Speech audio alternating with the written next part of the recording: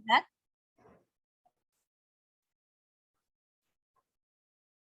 Baik, terima kasih. Di sini apa suara saya sudah jelas juga ya? Mungkin sudah ya. Baik, terima kasih kepada MC dan segenap panitia yang memberikan kesempatan ini kepada saya. Saya buka terlebih dahulu. Assalamualaikum warahmatullahi wabarakatuh. Salam sejahtera bagi kita semua. Om Swastiastu, Namo Buddhaya, dan salam kebajikan. Bagaimana nih teman-teman? Masih semangat ya? Tentulah. Meskipun sore-sore begini, sekali lagi izinkan saya untuk memperkenalkan diri. Perkenalkan, nama saya Natasha Medi Santoso dan masih berstatus sebagai mahasiswa semester 6 di UNED.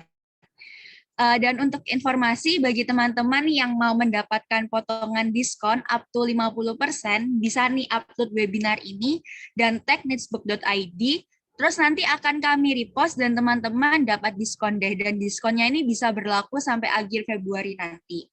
Berhubung ini kan juga mendekati Valentine Day, kurang 13 hari lagi. Di sini oke, langsung saja ke sesi sharing aja yuk. Di sini saya berkesempatan untuk membawakan sharing terkait pengalaman merintis bisnis dalam hal strategi digital branding untuk pemasaran produk melalui e-commerce. Nah, small business di era digital mudah kok. Bisa di next slide. Lalu apa sih yang membedakan antara digital marketing dan digital branding? Apakah dua-duanya ini penting? Iya, penting banget keduanya. Lalu bagaimana sih caranya? Kita nih harus melakukan digital branding terlebih dahulu atau digital marketing terlebih dahulu? Yuk, mari kita bahas. Lalu di sini kita memasuki inti pembahasan terkait digital branding. Pertama-tama di sini saya akan menceritakan terkait awal mula Nitsbot berdiri hingga saat ini. Nitsbot.id berdiri sejak tahun 2020, tepatnya pada bulan Juni ketika new normal akan diberlakukan. Nah, ide produk pada awal itu diberdirikan yaitu Hampers New Normal Kit, dan kemudian ketika tahun 2021 ataupun tahun lalu itu muncul ide terkait produk fill in the box dan gift konsultan, serta berkesempatan untuk menjuarai beberapa perlombaan yang diikuti, yaitu yang pertama juara 3 terkait Basar Business Pitch yang diselenggarakan di ITS Surabaya, dan juara 2 National Business Plan yang diselenggarakan oleh IPB Bogor. Nah, tujuan dari awal mula terbentuknya bisnis ini yaitu menyediakan kebutuhan masyarakat dan sebisa mungkin untuk selengkap yang mereka inginkan. Sesuai dengan slogan kami yaitu All Needs Do You Want, dan saat ini nitsbook.id sudah memiliki adik yaitu nitsbooket.id yang berfokus pada penjualan custom buket. Nah, di sini juga merupakan salah satu dari branding kita yaitu All Needs Do You Want. Lalu apa sih digital branding itu? Di sini pasti teman-teman sudah tidak asing terkait digital branding ya, ataupun digital marketing. Untuk digital branding sendiri itu merupakan teknik pemasaran produk atau jasa dengan menggunakan media digital dengan berfokus pada tingkat merek agar dikenal oleh khalayak ramai. Lalu bagaimana cara kerjanya? Nah, digital branding ini jika berhasil digunakan, maka calon pembeli akan dengan mudah mengenali produk yang kita jual. Singkatnya, digital branding itu merupakan identitas diri dari sebuah perusahaan atau small business. Ibaratnya seperti semua manusia tentu memiliki identitasnya masing-masing, bukan? Seperti saya nih, Natasha Midi. Meskipun nama saya juga termasuk pasaran ya, tapi kan ada yang membedakan dari seorang Natasha Midi seperti itu. Namun beberapa manusia kan dikenal karena branding akan dirinya juga. Kan juga selain digital branding juga ada personal digital ya.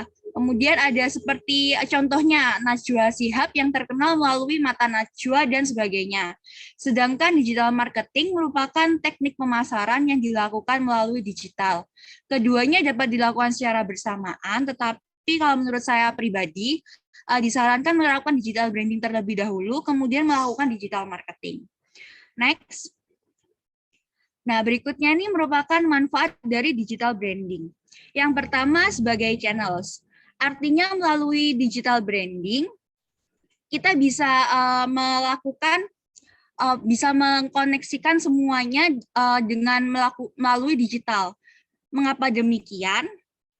Karena melalui digital ini kita tidak perlu untuk mengeluarkan biaya yang banyak juga. Nanti akan dijelaskan di manfaat yang berikutnya. Di sini melalui digital branding kita dapat berhubungan secara langsung dengan konsumen melalui platform yang dipilih. Dan juga saat ini hampir 80% konsumen telah menggunakan internet dan berbelanja melalui media online seperti contohnya Instagram, Shopee, Tokopedia dan sebagainya. Kemudian yang kedua terkait persaingan. Kenapa sih di sini persaingan? Maksudnya apa? Nah, maksudnya yaitu melalui digital branding, small business dapat bersaing dengan perusahaan besar. Hal ini dikarenakan melalui konten yang dibuat untuk pemasaran tidak lagi membutuhkan biaya yang besar seperti zaman dahulu.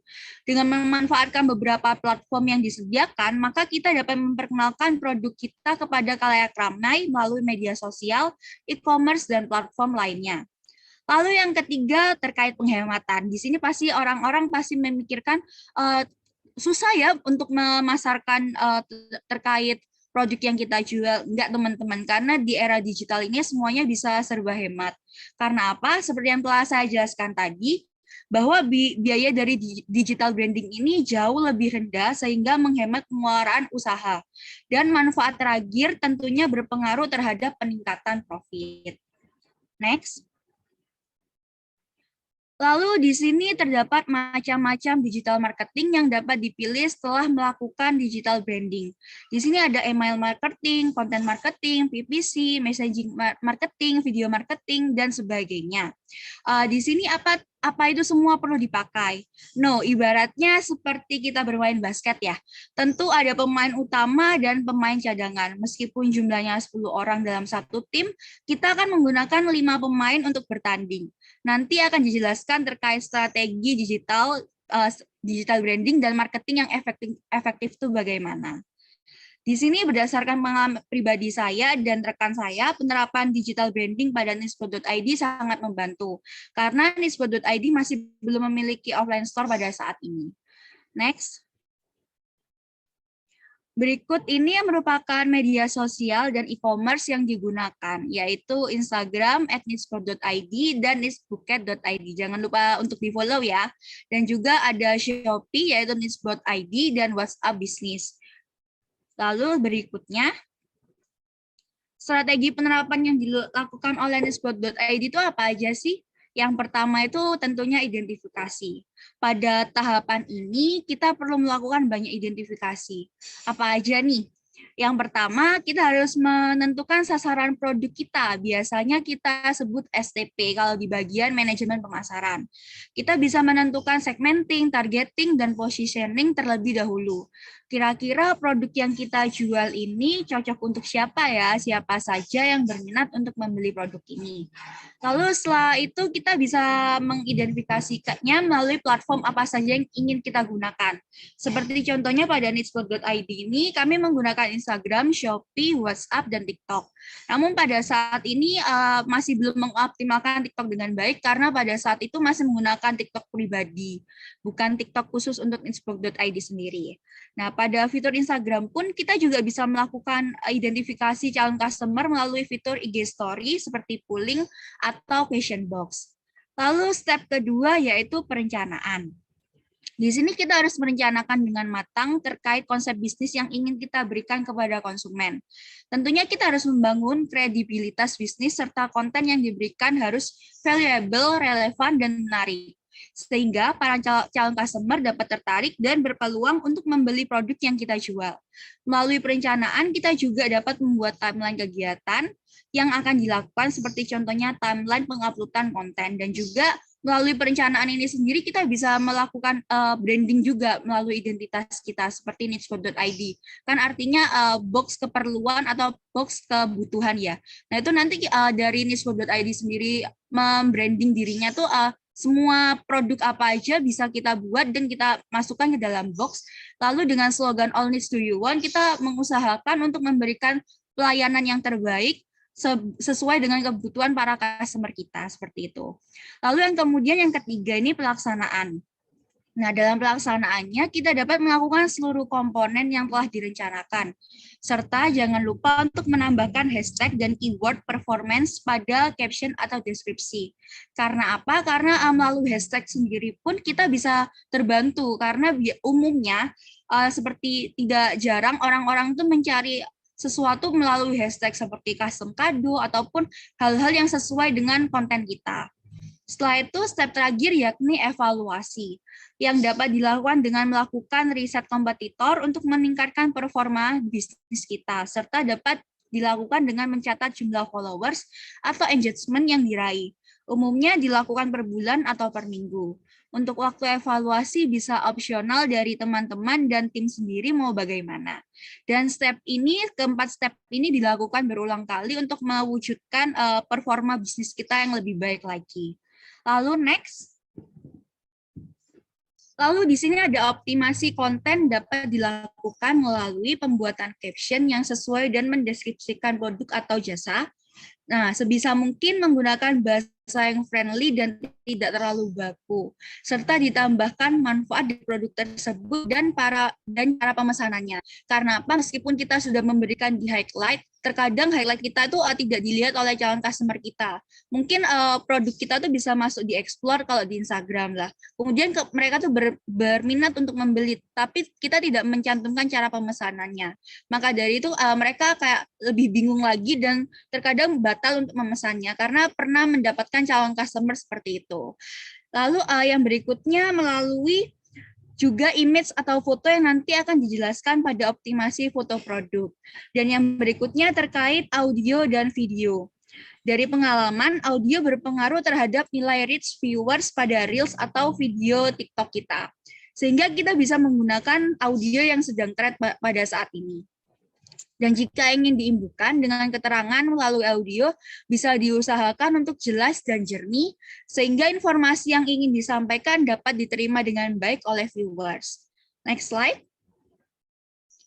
Kemudian berikutnya terkait kita dapat mendongkrak penjualan melalui optimasi foto produk. Yang pertama terkait komposisi foto. Dapat dilihat pada contoh foto di samping, di mana foto tersebut terlihat menarik, bukan? Nah, caranya yang pertama ini kita dapat mengatur objek yang akan diambil gambarnya melalui fitur grid. Di sini foto ini kita bisa melakukan kayak komposisinya harus pas tengah dan jangan sampai warnanya bertumbukan. Semisal produk kita berwarna putih, jangan sampai backgroundnya kita tuh warna putih juga karena otomatis dari produk kita kan tidak menjadi bintang di dalam foto tersebut ya. Kalau misal produk kita berwarna gelap, berarti backgroundnya berwarna terang dan sebaliknya seperti itu. Kemudian kedua, foto yang baik dapat berfokus pada objek foto sehingga viewers tidak teralihkan. Dan yang terakhir, perhatikan garis diagonal, ritme, dan bingkai. Maksudnya di sini perpaduan warna yang barusan saya jelaskan seperti itu. Yang kedua yaitu pencahayaan. Nah, di sini bisa di next slide lagi, dapat dibandingkan dari kedua foto tersebut, di mana yang merupakan dari foto toko yang sama. Terlihat berbeda bukan? Serta tentu teman-teman lebih menyukai foto kedua atau foto yang di kanan. Nah, di sini pencahayaan merupakan aspek terpenting dalam fotografi. Di sini pencahayaan memberikan detail objek dengan baik dan objek menjadi lebih jelas serta enak untuk dipandang. Kenapa sih kok foto produk ini merupakan branding? Karena melalui foto produk sendiri orang-orang bisa melihat, oh produk ini bernilai ataupun hanya asal-asalan memfoto. Dengan melakukan branding, kita bisa terlihat mahal ataupun terlihat murah seperti itu. Next slide. Lalu yang terakhir terkait background. Untuk latar belakang sendiri, kita dapat memilah latar belakang yang menarik ataupun warna cerah, yang dapat meningkatkan mood produk tetapi tetap mempertahankan komposisi foto. Nah, warna terang ini dapat dikombinasikan dengan warna gelap. Lalu next slide yaitu terkait optimasi melalui packaging. Apa sih fungsi dari packaging itu sendiri? Yang pertama, untuk melindungi produk. Tentu jika berbisnis online, maka target pasar dapat lebih luas, dan dengan zaman yang telah modern ini bukan hal asing lagi penggunaan ekspedisi. Dan juga jujur saya sebagai mahasiswa juga ya, sering juga membeli produk-produk dari toko online dibandingkan langsung datang ke tokonya sih. Karena di era yang serba canggih ini lebih dimudahkan dengan langsung buka ke platform online, langsung pilih-pilih-pilih dan langsung transfer aja sudah bisa terkirim. Nah, di sini packaging yang baik dapat melindungi produk hingga sampai tujuan dengan selamat. Karena apa? Belum tentu juga produk yang kita jual juga tidak tahan banting ataupun takutnya rusak ketika sampai di tujuan. Kedua, yaitu membangun kepercayaan konsumen. Hal ini dikarenakan produk akan sesuai dengan foto atau video yang ditawarkan, sehingga besar kemungkinan untuk menjadi pelanggan tetap. Hal ini juga telah diterapkan pada needspot.id dan terbukti benar, di mana banyak customer kami telah melakukan repeat order karena kepercayaan kepada kami. Dan juga ketika produk yang kami kirimkan ternyata rusak di tangan konsumen, kami meskipun itu bukan kesalahan kami karena ekspedisi, kami memberikan penjelasan dan sebisa mungkin untuk memberikan retur kepada mereka dengan cara untuk mengganti rugi ataupun hal sebagainya. Hal ini meskipun dilihat dari sisi kami merugikan, tapi hal itu juga cukup menguntungkan bagi kami. Karena apa? Melalui kita mengganti rugi, maka mereka tetap percaya kepada kami bahwa produk kami itu benar-benar menjualkan kualitas. Sehingga ketika ada event tertentu lainnya, mereka tetap melakukan repeat order kepada kami. Kemudian manfaat yang ketiga yaitu menambah daya tarik. Seperti contohnya pada saat ini adalah saat-saat menjelang Valentine Day ya. Nah, dapat dimanfaatkan nuansa merah dan pink untuk packaging sehingga dapat menarik customer memesan sebagai kado kepada orang terdekat. Dan yang terakhir untuk mempromosikan produk. Nah, tidak menutup kemungkinan loh teman-teman kalau seorang customer akan jatuh cinta pada pandangan pertama melalui packaging produk. Jika dari bungkus luar saja sudah menarik, tentu customer akan berpeluang lebih besar untuk membeli produk yang kita tawarkan. Next slide.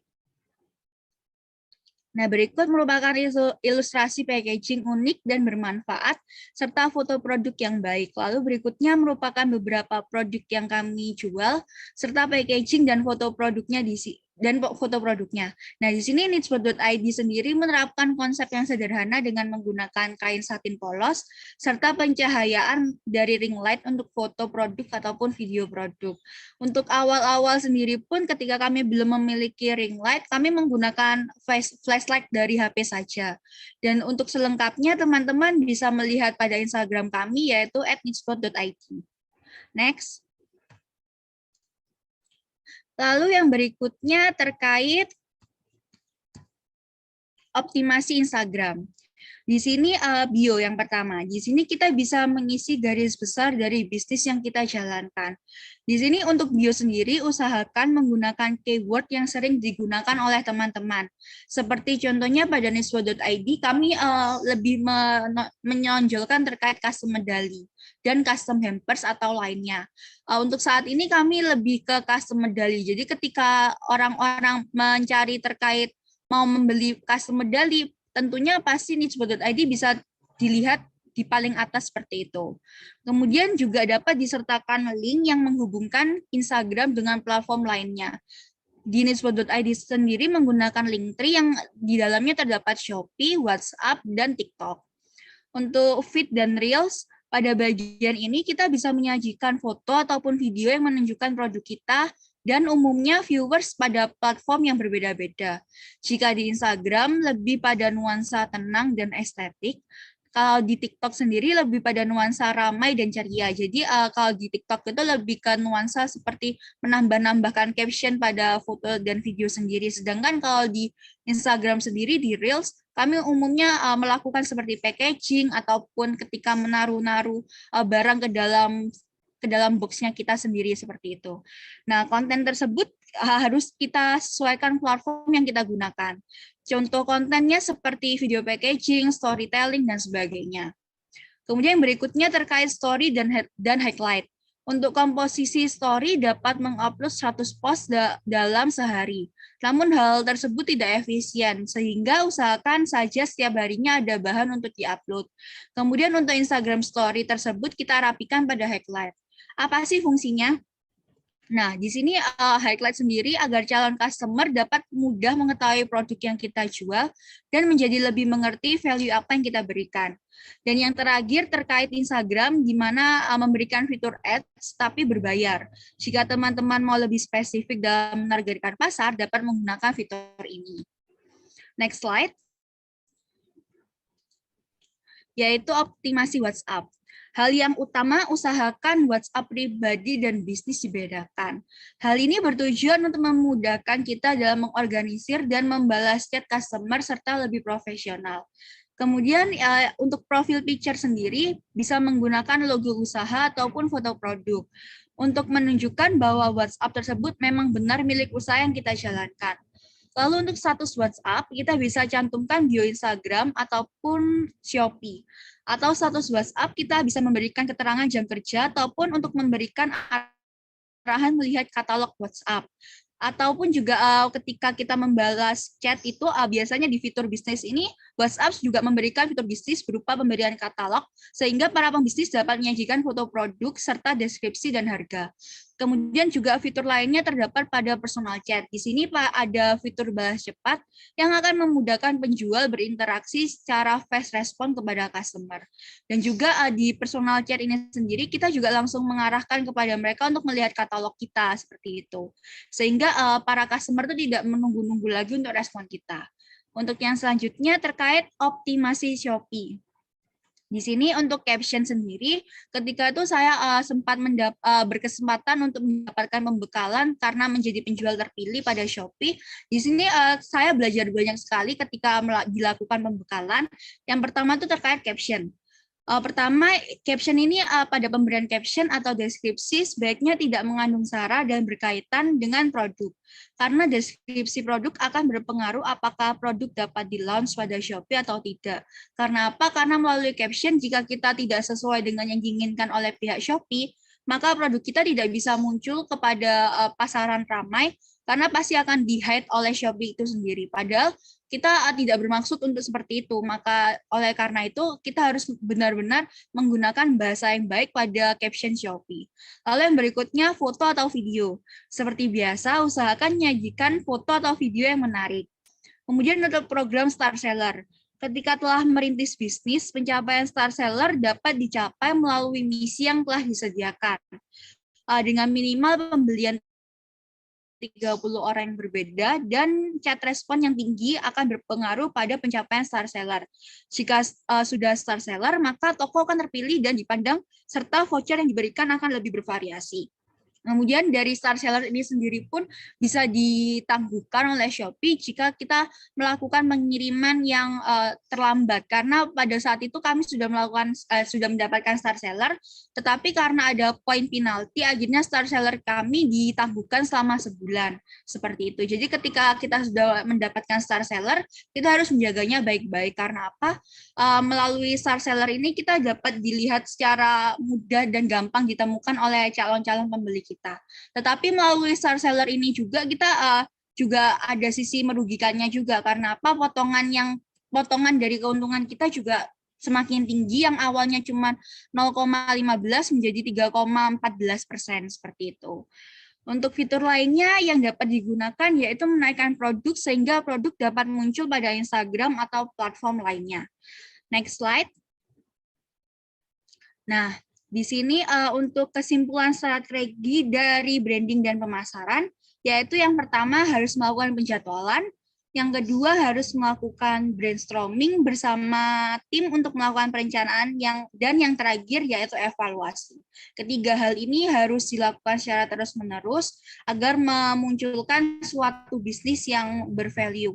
Kemudian next, apakah efektif? Ya, yuk buktiin sendiri dan sekian dari pemaparan terkait digital branding. Mohon maaf apabila terdapat salah kata atau perbuatan dan ada sedikit quotes buat teman-teman. Jangan takut untuk memulai dan jangan takut untuk gagal. 99 kali jatuh, 100 kali kita untuk bangkit. Oke? Terima kasih. Wassalamualaikum warahmatullahi wabarakatuh. Saya kembalikan kepada MC. Waalaikumsalam warahmatullahi wabarakatuh. Terima kasih kepada Saudara Natasha Meindi atas ilmu yang telah diberikan. Wah, ini emang benar-benar sangat bermanfaat banget nih ilmunya.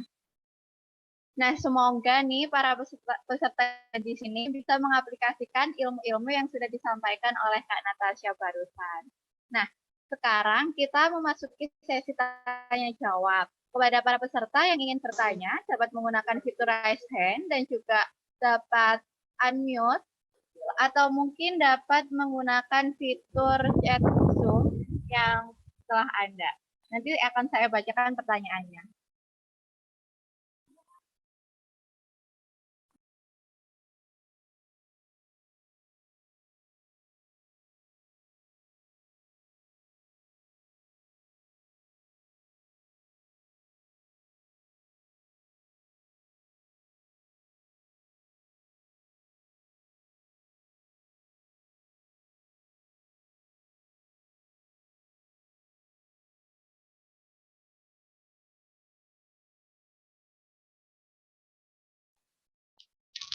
Ya, kepada Saudara Risa Anggraini, saya persilahkan untuk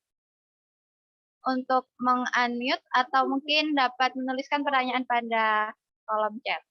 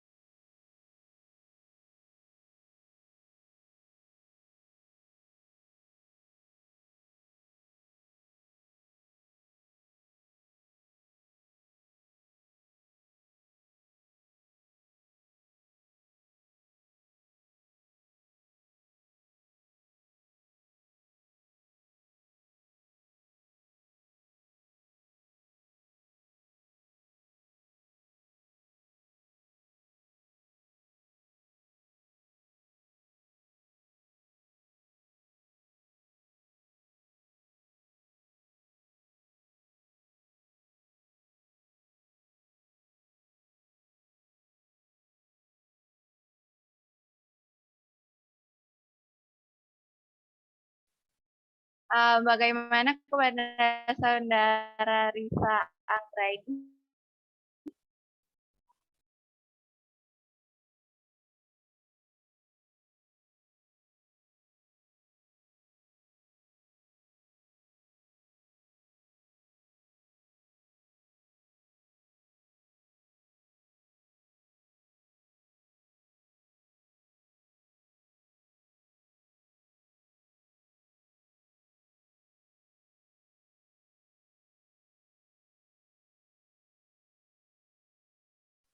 Oke, saya akan membacakan pertanyaan dari Saudara Risa Anggraini.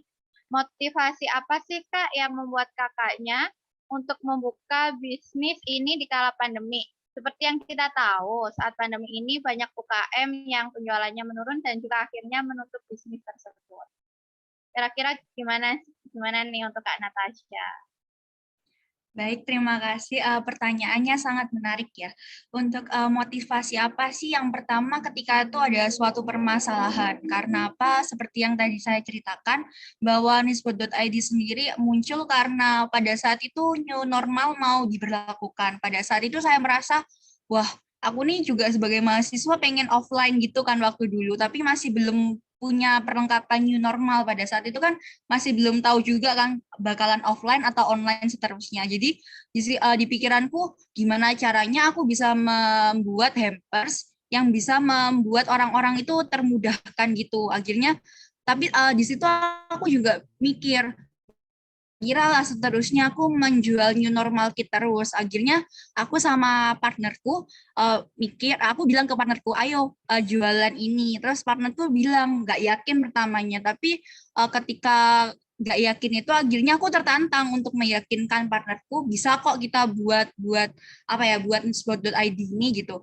Kemudian ditanyain pertamanya mau pakai nama apa gitu, gak kira kan kalau new normal kit aja gitu. Akhirnya aku muter otak gimana caranya supaya membuka suatu bisnis yang akan berjalan panjang. Kemudian terpikirlah suatu nama ini, needsplot.id, yang akan memberikan segala kebutuhan bagi teman-teman ataupun orang-orang di sekitar yang ingin apapun itu sesuai dengan slogan kami yaitu all needs to you one. Di sini kenapa kita nggak takut untuk penjualannya menurun karena kita selalu melakukan inovasi-inovasi terkait produk kami.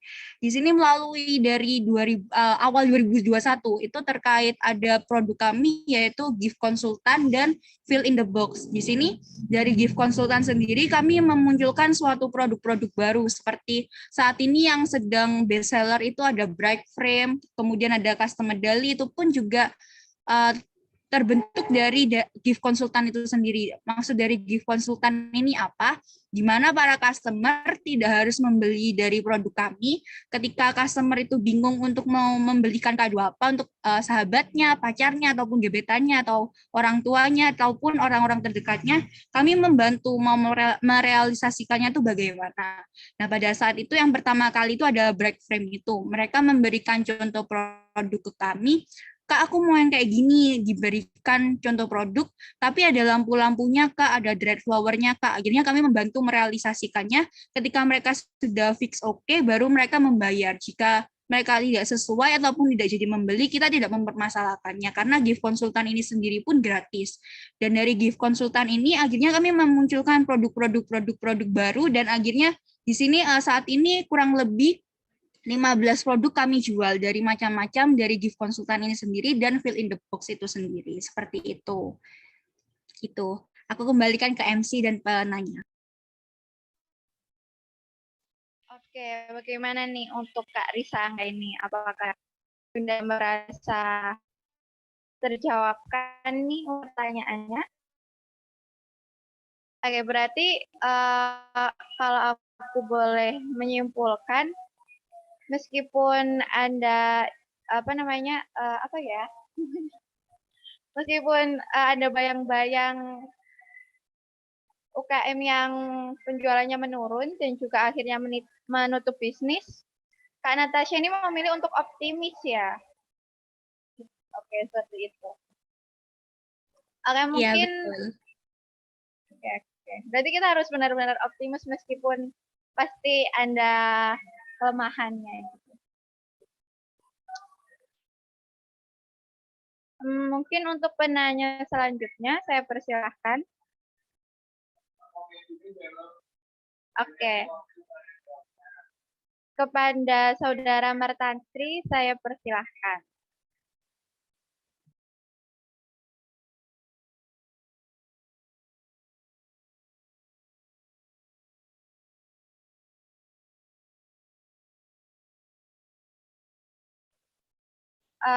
Izin mengingatkan kepada para peserta untuk mengisi link presensi terlebih dahulu sambil kita menunggu pertanyaan selanjutnya.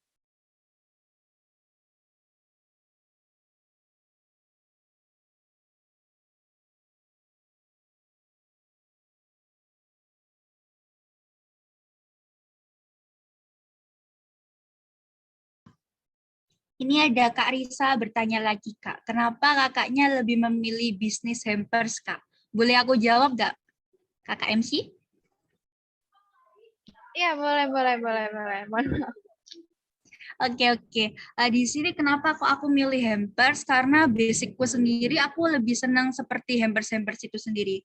Karena kita harus memulai bisnis kan juga kita harus cinta sama produk itu sendiri ya. Anggapannya bisnis itu kayak pacar kita ataupun anak kita, harus kita rumat sampai nanti besar.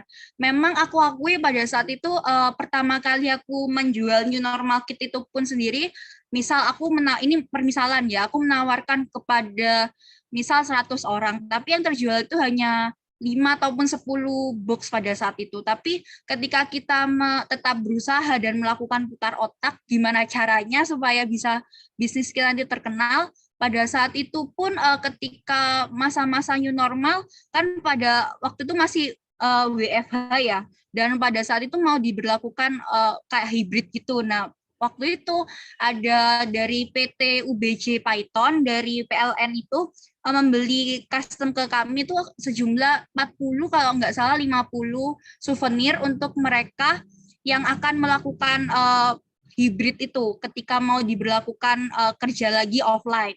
Ketika saya bertanya kepada kakaknya, kan pada saat itu tuh masih excited ya pada awal-awal itu, saya tanya, Kak, dapat info new normal kit ini dari mana? Ternyata pada saat itu mereka melihatnya dari TikTok dan Instagram, kemudian memilih kami untuk mendesain sesuai yang mereka mau, dan di sana kami benar-benar menuruti apa yang mereka mau, seperti gift card-nya mau bagaimana, kemudian mau di packaging-nya bagaimana, dan sampai dari pihak sana pun ke rumah kami untuk mengambil barangnya langsung supaya tidak rusak, karena pada saat itu mereka berpikir takutnya kalau ditaruh di box besar itu rusak. Dan mulai dari saat itu kami menerima lumayan banyak souvenir-souvenir seperti untuk di Jakarta, di Surabaya, seperti itu. Dan untuk saat ini, pada saat itu kan harganya masih tergolong tinggi ya. Untuk saat ini harganya sudah rendah karena kan harga masker, kemudian face shield itu sudah turun juga sih.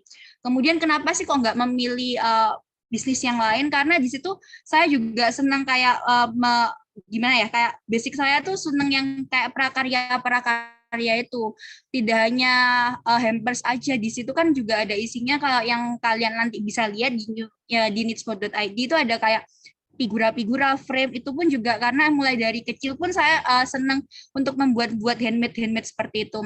Maka dari itu apa yang menjadi hobi saya tuangkan menjadi sebuah cuan gitu. Dan puji Tuhan juga didukung sama dukungan dari orang tua saya dan juga dari orang tua partner saya, sehingga bisnis kami bisa berjalan bersama-sama gitu. Oke, terima kasih untuk Kak Natasha atas jawabannya. Bagaimana nih untuk Kak Risa? Apakah Anda pertanyaan-pertanyaan baru lagi yang muncul mungkin? Atau mungkin kita dapat melanjutkan kepada pertanyaan selanjutnya dari Saudara Martantri. Pertanyaannya adalah bagaimana cara kita dalam mengetahui bahwa digital branding yang kita lakukan kurang kuat dan juga tidak sesuai dengan produk kita. Dan juga bagaimana solusi yang baik untuk masalah tersebut. Baik, terima kasih. Pertanyaannya juga sangat menarik ya. Sebelum kita berpikir seperti itu, kita harus melakukan dicoba terlebih dahulu. Karena apa? Pada saat itu juga kita tidak boleh untuk terlalu overthinking. Memang pertama-tama membuat bisnis sih pasti overthinking. Kira-kira untung atau rugi ya? Karena suatu bisnis itu pasti dihadapkan antara dua ini, untung atau rugi. Kenapa begitu? Kita harus benar-benar tekad. Kira-kira branding ini sesuai nggak ya? Semisal kita merasa itu nggak sesuai, kenapa sih kita cari tahu? Dan kita bisa mencari tahunya tuh melalui kita bisa mengidentifikasi dari kompetitor kita. Misal nih, kalau saya sendiri kan jualannya hampers, berarti nanti saya membandingkannya dengan yang berjualan hampers yang lainnya, ataupun ketika saya menjual medali, berarti saya harus membandingkannya dengan apa ya kekurangan dari medali yang aku jual sama orang lain yang jual. Kemudian untuk kita bisa menerapkan sistem ATM, amati, tiru, dan modifikasi. Jangan diduplikat ya teman-teman, harus dimodifikasi. Karena sistem ATM ini juga lumayan ampuh, tetapi kita harus memodifikasinya biar tidak menjadi plagiat. Kemudian juga kita harus melakukan evaluasi setiap bulannya ataupun setiap minggunya. Itu opsional dari tim dari bisnis sendiri. Karena apa? Karena melalui evaluasi ini sendiri kita bisa mengetahui kinerja dari keseluruhan waktu itu, misalnya 1 bulan. Selama 1 bulan ini penjualan kita ini berkurang atau meningkat ya? Kok bisa menurun? Biasanya begitu kan? Oh, kira-kira kurang nih, kayak brandingnya kita nih kurang kuat gitu. Oh, kita bisa ngelakuin apa ya? Pemasaran, digital marketing. Kalau jujur dari pribadi dari needspot.id sendiri, kami melakukan pemasaran itu cuman paid promote kok. Paid promote itu kami rutin melakukannya, tapi nggak asal pilih gitu, kayak diseleksi. minimal 45 akun dengan request minta tolong di post di Reels. Semisal tidak bisa di Reels, maka kami tidak melakukan paid promote. Karena apa? Karena di Instagram sendiri kan sekarang sudah ada Reels. Nah, itu Reels harus kita manfaatkan melalui Reels sendiri. Meskipun kita jujur pada bulan Januari ini aku memang off tidak melakukan pemasaran, tetapi pada bulan Desember waktu itu kan masih melakukan pemasaran ya. Reels yang tersisa pada bulan Desember kan tentunya jujur aku sebagai panitia sendiri waktu dulu upload di second akun itu nggak aku hapus semua kayak paid promote-nya itu, dan itu kan bisa masih tersisa ya, itu biasanya langsung pada bulan-bulan berikutnya tuh bisa ke up gitu di explore. Nah itu juga lumayan memberikan untuk apa ya, untuk Januari ini ada tetap terus-terusan ada yang membeli ketika event-event tertentu untuk ulang tahun temannya ataupun acara-acara kampus. Pada saat Januari ini pun ada dari Hang Tua, Universitas Hang Tua itu memesan souvenir untuk acaranya mereka juga pada tanggal 11 Januari barusan ini, seperti itu. Solusinya harus melakukan evaluasi rutin apapun itu. Baik ataupun buruk harus melakukan evaluasi dan melakukan inovasi sih. Kita tidak stuck kayak misal nichebook.id tetap jual new normal market terus, ya nggak akan berkembang. Harus melakukan inovasi-inovasi produk baru seperti itu dan harus mengikuti tren zaman sekarang gitu. Oke, berarti intinya kita harus rajin-rajin evaluasi, terus nggak boleh juga menutup mata kepada update yang terjadi gitu ya. Oke, untuk Saudara Martantri, apakah sudah terjawab pertanyaannya?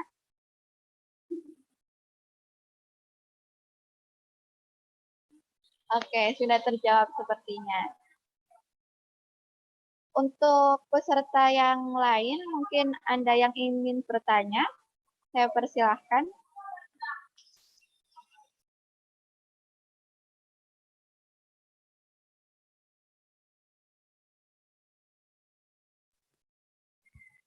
Izin mengingatkan kembali kepada para peserta untuk mengisi link presensi yang telah Anda pada room chat Zoom.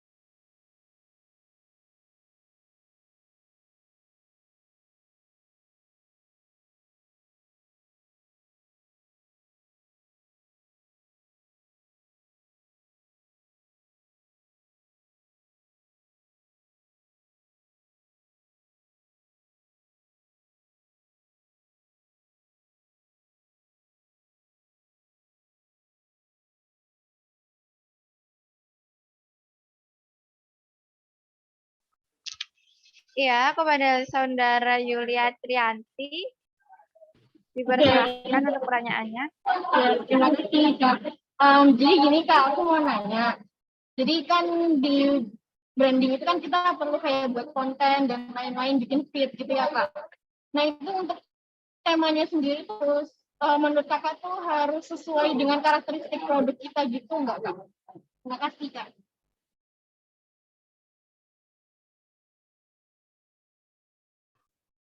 Oke, aku langsung jawab ya Kak MC. Untuk dari branding sendiri, kalau bisa kita harus menentukan dari video ataupun produk yang kita jual, yang kita post di Instagram, karena biasanya kan kalau sekarang kan orang-orang kan lebih tertarik ke Instagram ya, baru dari Instagram ada link tree-nya kita ke Shopee-nya, biasanya gitu sih kalau aku pribadi, gak tahu kalau teman-teman. Nah dari situ kalau dari Instagram sendiri, kalau kita di Instagram sudah menyajikan foto yang senada, nada yang senada, kayak misal kalau dari nisbot.id ini temanya lebih ke buam-buam coklat gitu.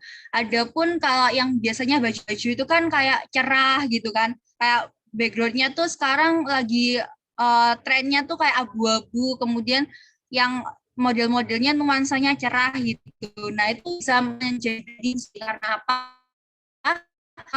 dari foto produk warnanya campur aduk dan juga gak rapi gitu kan, anggapannya kayak wah ini gak serius nih kayak gitu.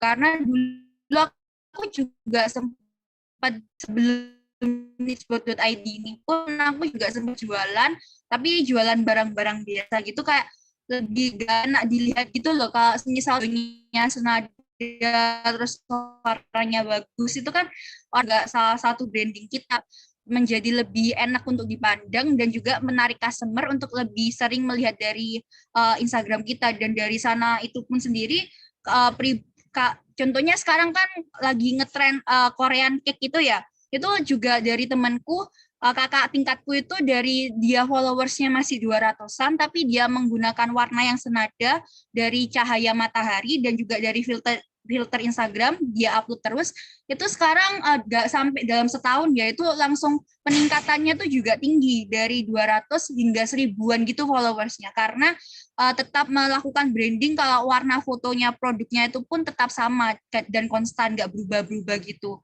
penataannya juga sama, kemudian meskipun terlihatnya kayak kok gitu-gitu aja ya, tapi itu juga menunjukkan branding dia, oh ini pasti dari branding merek ini nih kayak gitu. Kayak juga kayak seperti channel itu kan juga kayak meskipun kita nggak perlu lihat tulisan channel, kalau lihat dari logonya gini kan sudah tahu sih oh itu channel, seperti itu juga bisa merupakan salah satu branding sih kayak gitu. Oke, terima kasih Kak Natasha Mendy atas jawabannya. Gimana nih untuk saudara Triati, apakah sudah terjawabkan?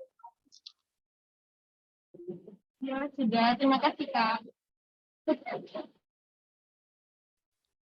Oke, mungkin cukup untuk sesi pertanyaannya. Selanjutnya kita akan memasuki sesi selanjutnya, yaitu adalah penyerahan sertifikat kepada pemateri kita hari ini, yaitu Kak Natasha Mendy. Kepada panitia yang bertugas, saya persilahkan.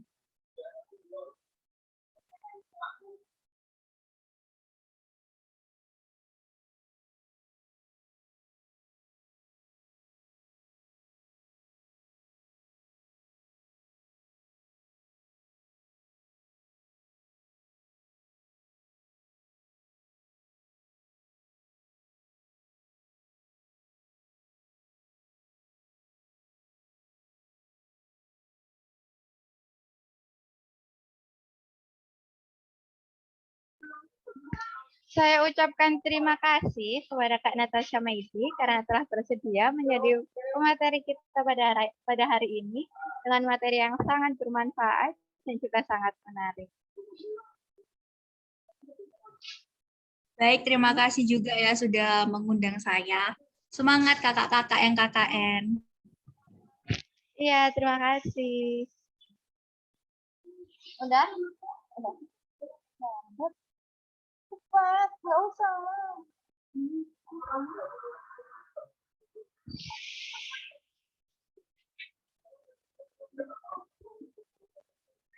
Oke, baik, kita telah sampai pada penghujung acara. Tetapi sebelum saya tutup, akan ada sesi dokumentasi yang akan dipandu oleh panitia yang bertugas.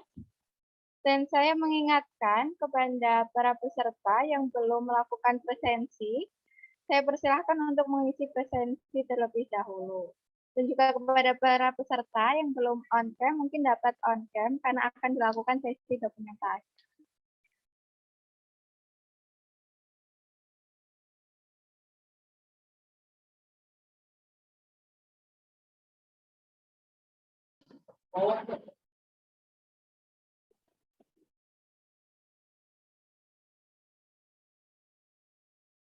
Ya, ayo teman-teman, kita langsung dulu sebelum saya screenshot.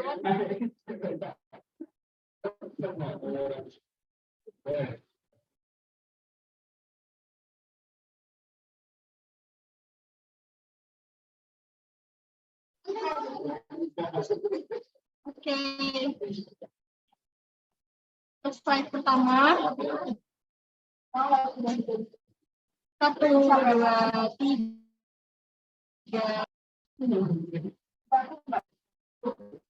Oke, saya ulang ya.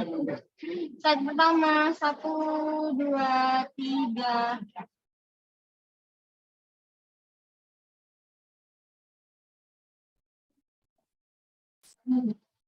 Slide kedua, 1, 2, 3.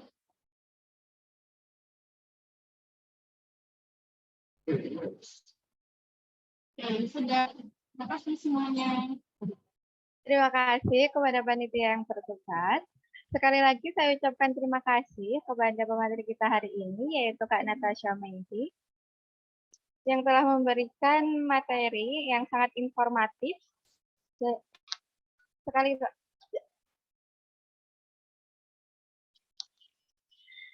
saya mewakili panitia yang bertugas, pamit undur diri dan juga mohon maaf atas kesalahan yang disengaja maupun tidak disengaja. Akhir kata, wassalamualaikum warahmatullahi wabarakatuh. Waalaikumsalam warahmatullahi wabarakatuh. Waalaikumsalam warahmatullahi wabarakatuh. Ya. Terima kasih Kak Medi. Terima kasih, Kak Medi. Terima kasih, Kak.